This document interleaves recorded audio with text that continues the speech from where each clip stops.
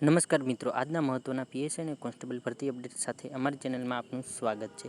તો ભરતી બોર્ડ તરફથી મળતી માહિતી અનુસાર કોન્સ્ટેબલના પરિણામ માટે તડામાર તૈયારી ચાલી રહી છે.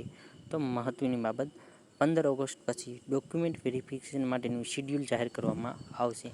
પરિણામ બાદ 2 ગણી સંખ્યા ઉમેદવારને બોલાવવામાં આવશે અને થોડા દિવસોમાં જ પરિણામ પણ જાહેર કરી દેવામાં આવશે.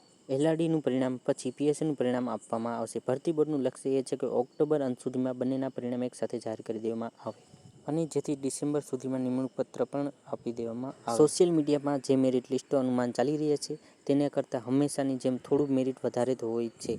ડીવી લિસ્ટમાં નામ હોય છે પણ ફાઇનલ લિસ્ટમાં તમારું નામ નહીં હોય. એટલા માટે અંદાજો પર ભરોસો ન રાખો, સાવધાન રહો. પીએસઆઈ માટે એક ટકોર આપવી પડશે. લખાણ કરતાં નસીબ ઉપર વધારે ભરોસો રાખવો પડશે. પરિણામમાં ક્યારેક લકી ડ્રો જેવું બને છે. એમસીક્યુમાં મોટો સ્કોર અને ડિસ્ક્રિપ્ટિવમાં ચક્કર સખત હોતા હોય છે. તો આ નસીબ ઉપરના ખેલ છે. ત્યારે અંતમાં હું કહેવા માંગીશ કે મિત્રો, પીએસઆઈ અને એલઆરડી પરિણામ ભરોસો ન બેસી રહ્યું. આગળ પર ઘણી સરકારી ભરતી આવવાની છે તો તૈયારી ચાલુ રાખો. હંમેશા એમ માનો કે આ તપસ્યા વ્યર્થ જતી નથી.